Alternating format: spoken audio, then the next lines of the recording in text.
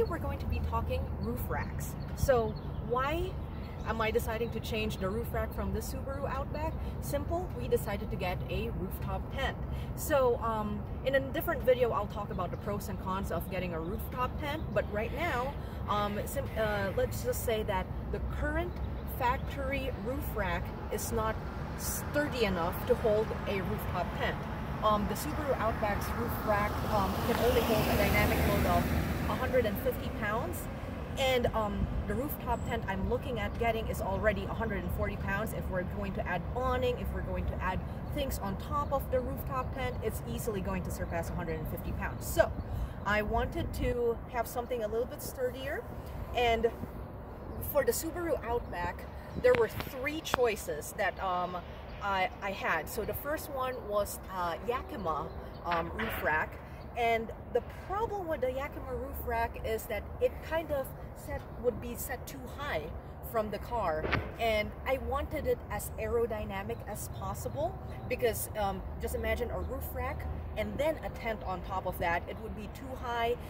The chances of rollover would be pretty high in there. So another thing with the Yakima roof rack is it was the most expensive roof rack, really, and it could hold about 500 pounds. So the next roof rack that I was debating was a Prinsu. The nice thing about the Prinsu is it is the most aerodynamic of them all. It is a platform type of roof rack. It was going to be really flush against the car. The problem is installing it. I'd have to have the interior lining of the car pretty much removed to get the roof rack in. So the labor was pretty intensive, and it was also pricey. It's about $899 to get that roof rack. So the third option, and the one that we ended up choosing, was this Frontrunner Slimline 2. So like the Prinsu, it is a platform roof rack, and it is also modular like the Prinsu, so you could attach anything in there.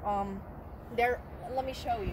There are these T-channels, T-slots that you can attach rings, so you can tie down in any configuration. So there's channels down below, there's channels up top, and there's even channels up at the side here. So you can easily attach an awning, whatever, a jerry can or tire, a table in here. So this is what we ended up getting. And the bonus is, while a Prinsu roof rack is about can hold 500 pounds like the Yakima, this one can actually hold 650 pounds. Not that I'm planning on overloading it that much, but you know, it's pretty good to just ease your mind. And another thing, it is still pretty flush to the car, so we'll still be pretty aerodynamic. So this is my brand new baby. She is now a lady, from my factory roof rack to now my aftermarket Frontrunner Slimline 2. Oh, another thing, the Frontrunner has so many accessories, about 50 plus accessories, so it is so easy to just shop in one shop and have it all fit really well with this roof rack. So we'll see you next time for the rooftop tent review. Bye!